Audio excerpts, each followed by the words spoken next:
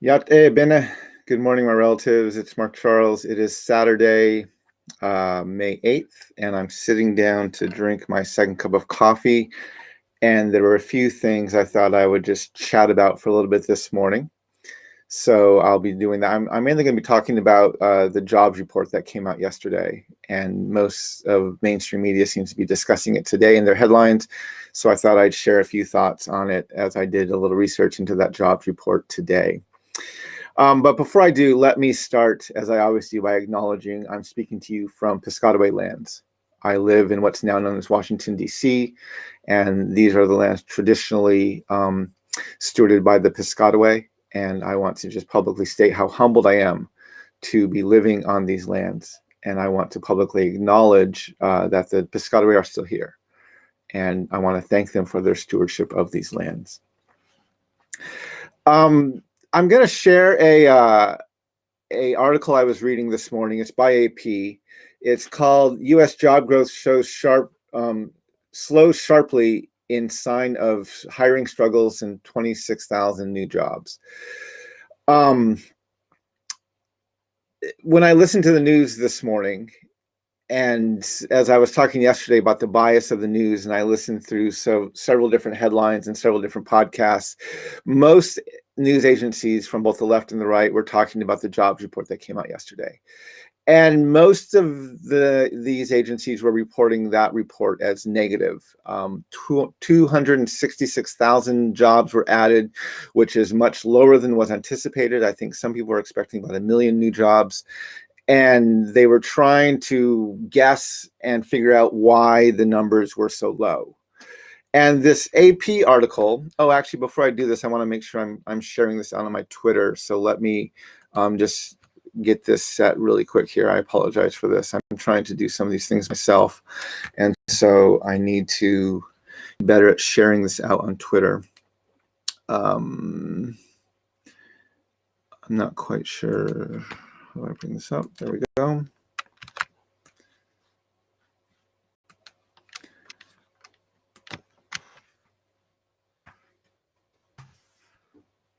Okay, I apologize for that. A little bit of a delay there. Anyway, as I was listening to the news agencies report on this jobs report, they were trying to guess why the numbers were so low. Some were expecting, I think, up to 1 million new jobs to be added. And I found there was one interesting, this AP article mentioned 3 reasons why they thought that the jobs report was so low. The first was many employees, potential employees, were fearful of contracting COVID-19. And you have to admit, that's a very real fear. Yes, the US is down in our COVID-19 numbers. We used to have the highest numbers of any country in the world. Now we're running about third.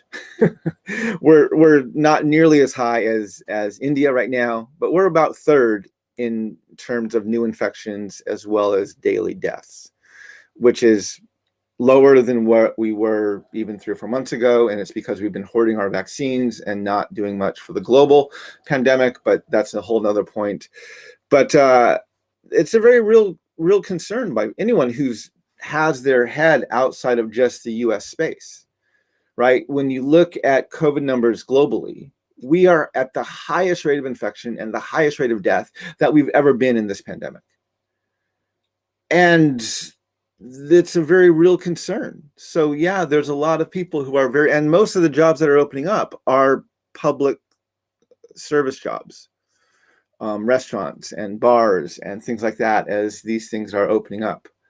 And so there's a very real concern by employees about going back to a job that by all, is risky. And I just want to highlight how deeply acquainted I am with all of this, because I'm very excited that this week, after 5 months of searching, my wife started a job, and she had been looking since December. And as everybody knows, it's a very, very difficult job market out there with so many unemployed and so few job openings. And she was able to find a job and started this week, and is grateful that the job is mostly virtual and she's actually able to work from home. And that looks like that may even be a longer term thing, as this yeah. So anyway, so she's excited about that, and we're very excited that my wife is back among the ranks of the employed. Again, this is really helpful for our family to have some stable income coming in, but we're very aware of how difficult it is to find jobs, and especially to find good jobs that not only pay well but keep you safe. And so the fact that there's a very real concern of employees going back, especially to public service jobs, when, yes, we're relaxing our rules, but the COVID numbers globally and even nationally, domestically, are still very high. And so that's one reason they thought. Another reason is they said more women have dropped out of the workforce compared to last month. And this is, I need to plug in I always forget to plug in my computer, and I get a warning that tells me it's about ready to drop. Anyway, it says a lot of women have dropped out of the workforce again this month, as they have been primarily tasked with childcare. And so the lack of publicly accessible childcare and affordable childcare in our health has forced a lot of women to drop out of the job market after returning over the last 2 months. Third, supply chain challenges, as construction, manufacturing, automaking has all come back online more the past few months. There are now supply chain challenges with not only computer chips, but other raw materials that are needed to make these products. And so that is having an impact on the job market. And then there was one paragraph, it said that, and some businesses say they believe that the $300 a week jobless benefit paid for by the federal government is discouraging some of the unemployed from taking new jobs. And that sentence really caught my eye, because I've been paying close attention to the unemployment benefits and what's being paid out. And so unemployment is paid, it varies by state. And some pay very, very, very low, like South Carolina pays as low as $42 a week for some people, and others pay very high. Massachusetts seems to have a very high unemployment, around 800, I think, and even more if you have dependents. But the average weekly unemployment, state-funded weekly unemployment benefit is about $370. And now we added the $300 enhanced unemployment benefit that brings this average up nationally to $670 a week. And so when you take that average and you divide it out hourly, it comes out to just over $16 an hour, which is higher than minimum wage and even higher than the $15 an hour that many people are fighting for right now, that our nation is actually fighting for, and that corporate America doesn't want to pay, and the Republican Party doesn't want to pay. And so when you're making $16 an hour, you are not becoming wealthy, right? That is barely still a livable wage. But when it's compared to working for $7.25 or $12 an hour or even $15 an hour, you're still able to pay your bills better at $670 a week or $16 an hour. And then I did some research into how many employees actually work for less than $15 an hour.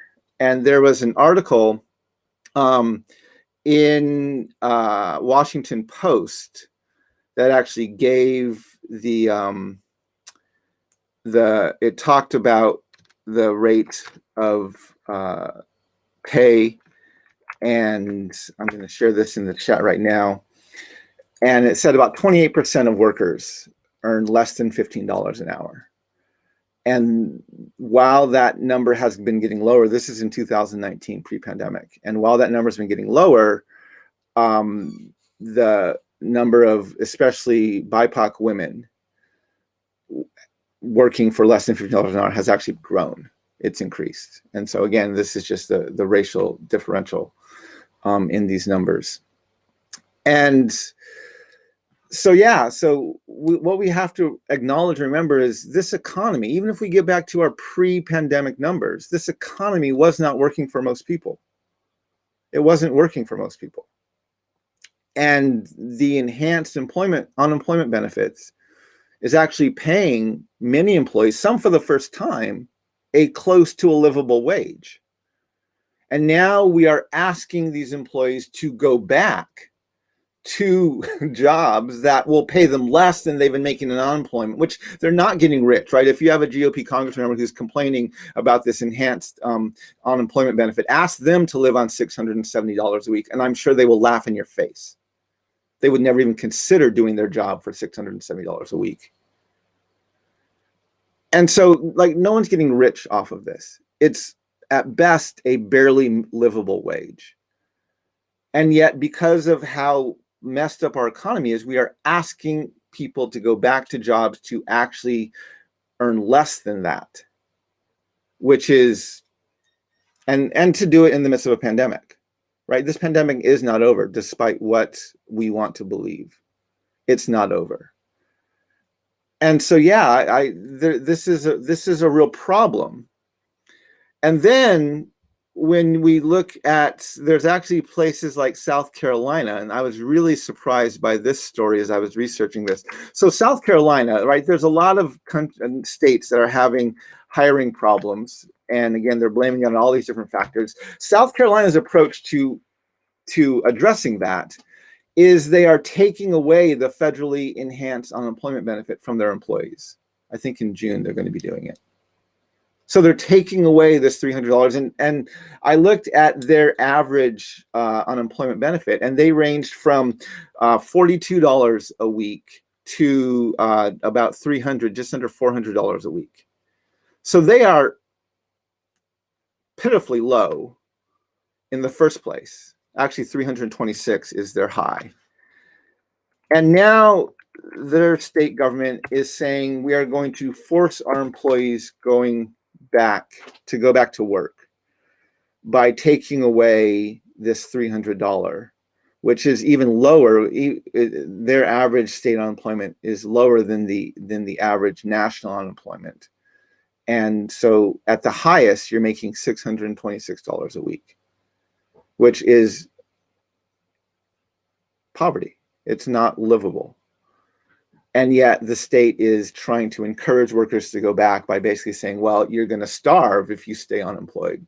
So we want you to go work for wages that will keep you just a little bit above starvation. And this, right, this is the problem, is we have an economy that doesn't work. It works for the 1%. It works for corporations. It works for CEOs. It does not work for most Americans. Even when we had, right, the Republicans love to tout these unemployment numbers that we had pre-pandemic. Well, these unemployment numbers were so low because people were working 2 to 3 jobs, right? We saw how when the pandemic hit, our economy crashed. In just a few, if we had the strongest economy we've ever had, it's surprising that it took less than a week for the whole thing to unravel and fall apart, right? That's not a strong economy. And then during the pandemic, we saw our billionaires raise their net worths by trillions of dollars, while many people can't even pay rent or purchase food. So please don't tell me our economy was working pre-pandemic or it's working now. It's not. We have a jacked up economy.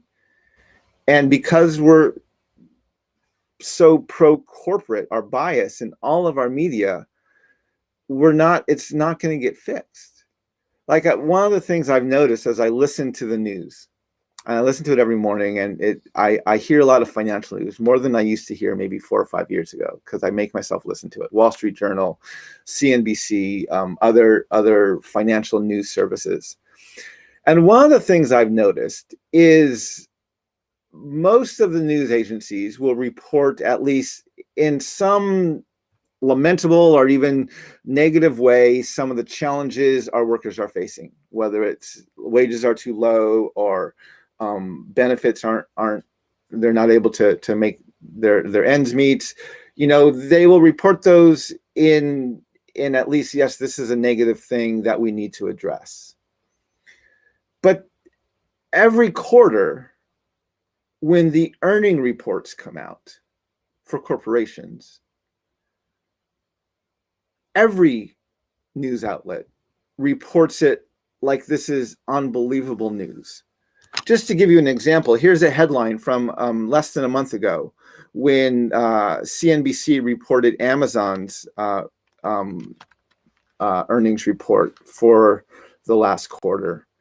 And their headline actually read, Amazon sales surged 44% as it smashes earning expectations. Right, and this is the same quarter where there was a vote for an Amazon delivery plant in Alabama about unionizing. And the vote was against unionizing. But since then, a lot of reports have come out that there was irregularities in the voting and that Amazon was unduly influenced. I even heard some reports saying that Amazon was threatening workers, telling them if they voted to unionize, they would lose their jobs or they would have to shut the plant down. And so there's those reports that are coming out. But now we're celebrating the fact that Amazon, Apple, Google, all these, Facebook, they're earning money hand over foot, and they're raking in $trillions of dollars, and this is reporting as exclusively positive. Well, the reason they are earning so much money is because we have a pitifully low minimum wage. And even the number we're fighting for, $15 an hour, is hardly what you could be conceived as livable across the country. And then we have reports of unions are not being allowed to take foot. And I know there's a whole debate about the benefits of unions and so on and so forth. But again, it's about, are we paying our workers fairly? And there's a reason corporations make so much money. There's a reason, and it's not because they're benefiting their employees so well. Right? There's a reason why CEO compensation has skyrocketed 300 plus times over their average workers in the past few decades. Right? And yet every news agency reports these as unbelievably positive. And so we have to understand the lens we're hearing these things through. We have to understand that there's the reason our corporations make so much money, and the reason we have such an increasingly large gap between the haves and the have-nots, and our income inequality and our healthcare system and all these other systems that we say are struggling, right? There's a reason these two exist. There's a reason the upper echelon of the 1% have increased their net worth by billions of dollars, while those at the bottom are not even able to pay rent. And they're even the enhancements that they've been given to help make this time livable for them are being taken away so they can go back into this workforce that is not compensating them at a livable level. And these are the challenges. And so to think that the system we had pre-pandemic was somehow working for everybody is false. And there are many people saying even what we're fighting for now, which we're probably not going to get, is the $15 an hour minimum wage, is not going to happen anytime soon either. And we have deep systemic problems. But we have to, just like climate change has changed my perspective on what I would call good weather, right? I sometimes have to force myself, when we have 75-degree weather in March or even in February or in April, I have to tell myself this isn't good weather. It might be nice weather, but the fact that we're having it in the middle of winter is not normal. And we should not call that good weather, right? The fact that our corporations are raking in massive profits and record-setting revenues in the midst of a global pandemic, when many people are losing their homes and can't pay rent, this isn't a good report. This is not something that's positive. This is actually a negative report. And we have to condition ourselves to understand, yeah, most news agencies, and we didn't talk about this in depth yesterday, but we talked about the left and the right biases of most news agencies, and everyone's bias. But almost all news agencies have a pro-corporate, a pro-financial bias, because that's how they make money. Even the nonprofits tend to have a pro-corporate bias in their news reporting. And if you don't believe me, just listen to the reports coming out when corporations report their earnings, or when Forbes comes out with their new billionaires list, right? These are all just positive things. Even President Biden, in pushing for his spending plan that they want to pay through making the 1% pay their fair share in taxes.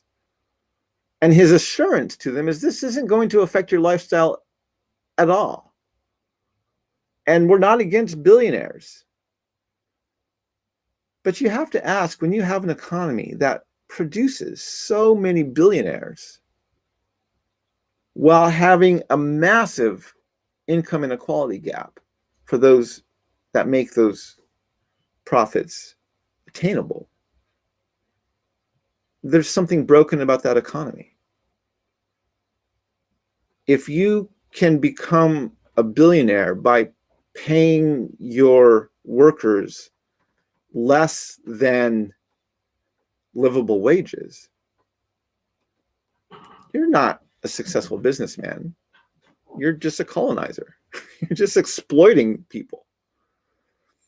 So we have to hear these things for the light that they are, and understand that the media has a very pro-business, a pro-corporate bias, and it's going to tell us these earning numbers are good, when they may be good for a few people, but they're not good for the majority of us.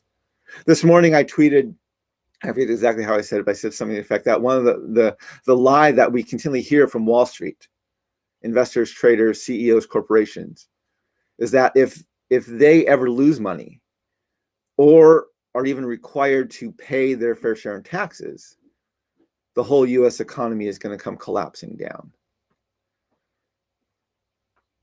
We need to get out of that mindset. We don't need an economy that produces billionaires. We need an economy that allows everyone to earn a livable wage. And it's a whole mindset shift we need to make as a country. We need to have a different mindset. Even we hear this about vaccines, right? As there's the Biden administration has been pondering and is actually supporting removing copyright protections removing the legal protections for vaccines so they can be produced in other countries around the world. And all of the pharmaceutical companies are coming out and saying this is going to be disastrous and it's not going to work. And instead, all of the rich nations should just donate their vaccines to poorer countries. Well, the reason they're saying that is, right, because the rich countries are purchasing their vaccines. And so they're like, keep buying our vaccines. And you have to acknowledge and remember that the US government funded much of the research that went into producing these vaccines. And there's this mentality that says, well, companies and people aren't going to be motivated to do this work unless they can extract this enormous type of profit. And when you hear that, and the problem is we hear that and we're like, oh yeah, that's right. If we don't have a profit incentive, people aren't going to be motivated to do this work. And you have to ask, what kind of society are we living in, where we can't motivate people to produce vaccines to save a global population unless they can somehow profit and even exploit from their involvement in this? What kind of society is that? It's not a healthy one. If your only motivation to help your neighbor is because you can somehow profit from it, you have been very, very poorly raised.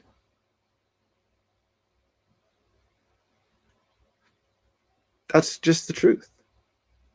So when our nation feels like, well, the only way we're going to help you is when we can profit from it, and our companies can profit from it, we have some seriously jacked up values as a society. And we need to rethink that. We need to rethink how we do this differently. This is going back to Standing Rock. You can't drink oil. Water is life, right? Exploitation and profit is not the end all of our existence.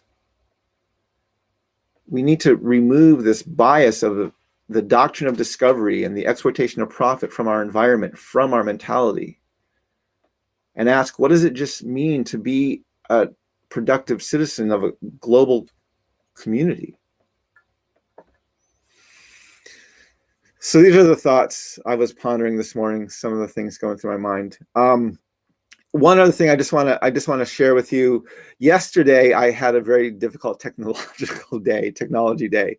As you know, if you tried to watch my sunrise live stream, my Facebook app crashed, and when I did record it on my video, it didn't record the sound. So I put up a volumeless video of the sunrise yesterday. And then in the afternoon, I actually did a live stream where I went through, I'm beginning a 14-week book study of my book on Selling Truths. And I live streamed a session in the afternoon. And did it about 3 o'clock. And I was kind of surprised because normally when I live stream, I see I have between 30 and 50 people who are following along. And the entire time through this live stream, we had about 5 or 6, maybe even down to 2 or 3, which was unusual for my platform.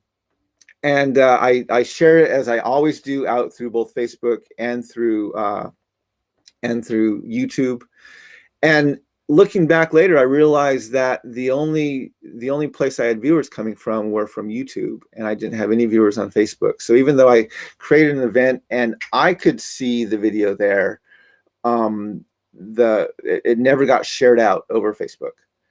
I don't think it's a conspiracy theory. I think it's the way I chose to share it through my streaming service, and I did it as an event instead of as just a live stream.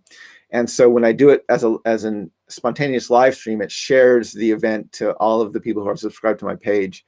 But when I do it in an event, it only promotes it through the promotion of the event. And so it was a lesson learned for me. We'll not be doing that again. I even just deleted the live stream because it wasn't the highest quality. I'm debating if I do have a recording of it. So I'm either going to put it up on my Facebook later today or tomorrow, or I'm pondering actually doing it over again, because I know there's a lot of people that enjoy the experience of just being on live and being able to interact through the chat some. And there was very little comment interaction in the live stream yesterday because there were so few people on. So I'm thinking of maybe either tomorrow or Monday doing another live stream where I'm going through beginning this 14-week series of a book study through On Selling Truths. 14 weeks because there's 12 chapters in the book plus an introduction as well as a conclusion. And so yesterday when I did it, I looked at the introduction. So I'm going to be doing it again. I will let you know if I upload the video and premiere it. I will announce that first so you'll know it's coming. And if I do a live stream, I'll do some posts saying I'm going to do the live stream and about what time. And then I'll do it directly through the live stream feature of Facebook so that you should be notified if you're subscribed to or like my Facebook page. It's also yesterday's version is on my YouTube channel, and it has gotten some views there. So if you want to see it, what I did yesterday, it's on my YouTube channel. You can put it up there if you want. That's just Wireless Hogan at YouTube. But anyway, those are the things I want to talk about today. I hope you enjoyed this second cup of coffee. I'm drinking my favorite Harar blend from a local micro roaster here in DC. And it's by far one of my favorite roasts of coffee now. I try to get it on a fairly regular basis. I love supporting local businesses and micro roasters, and I really like the flavor of it. So anyway, I hope you have a good day, my relatives. Walk in beauty, and maybe learn how to walk in beauty together. A chat and hook on that.